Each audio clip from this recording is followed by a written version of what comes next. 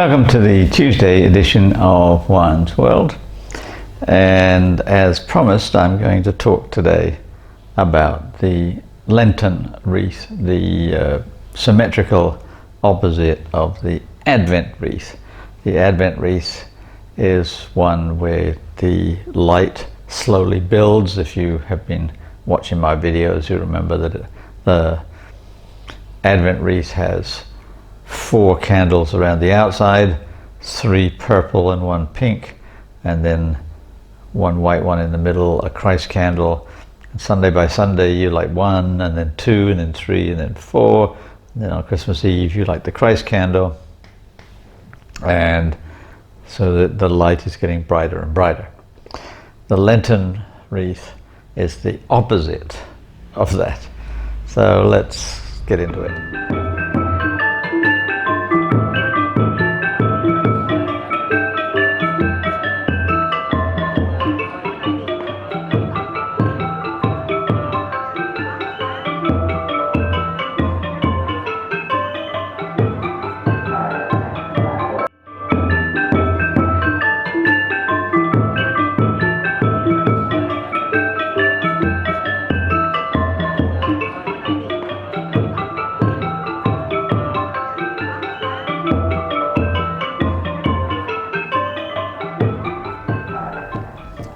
Now here I'm going to show you a couple of images of a Lenten wreath that I made when I lived in Italy. I actually haven't had a Lenten wreath since I left Italy. Not sure why. Maybe it's because my observation of Lent isn't quite as obvious anymore, or space or something like that. In Italy I had a living area that I didn't use very much, and I had a table in the living area that I rarely used, and so I could put my wreath on it. Here in my apartment in Phnom Penh, my horizontal spaces are at a premium. I do usually clear a space for my Advent wreath, but not for the Lenten wreath. So let's take a look.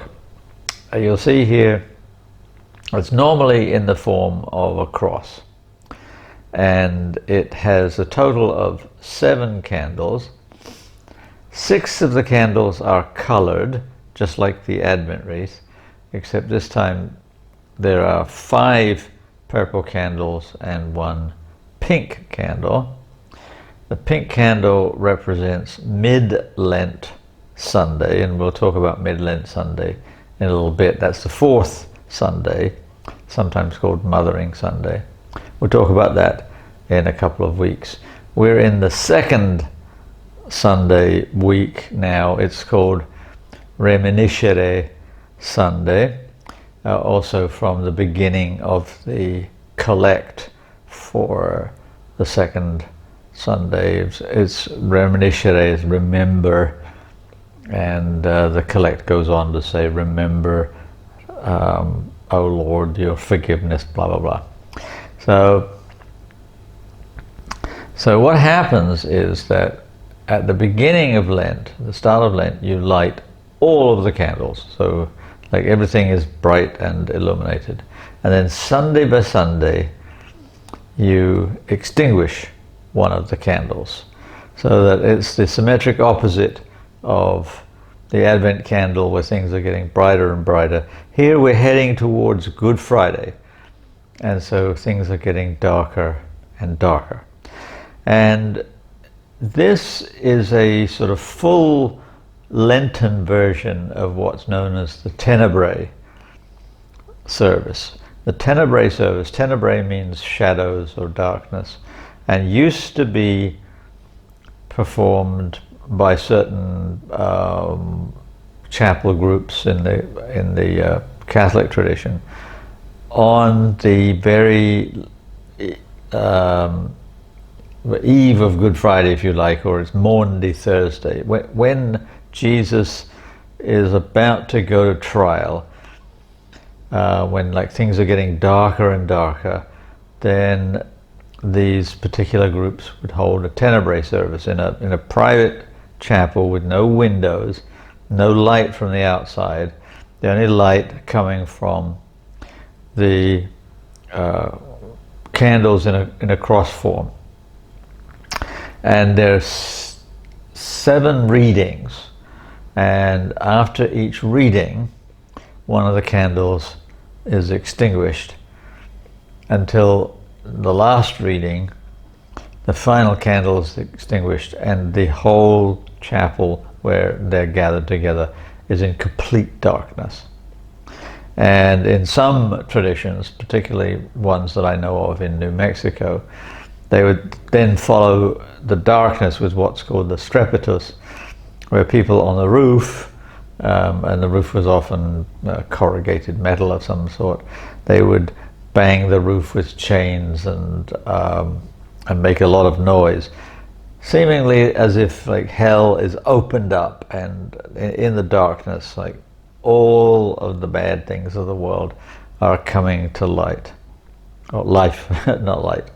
And I used to have a Tenebrae service on Maundy Thursday in my church when I was the pastor at Stony Point Presbyterian Church in Rockland County, New York. And it's very powerful. We used to actually start with a Seder because the service on Maundy Thursday represents the Last Supper and the initiation of the Lord's Supper, the bread and wine and so forth. So we used to have a very small Seder, and we would replicate something like the Last Supper and then move into the Tenebrae.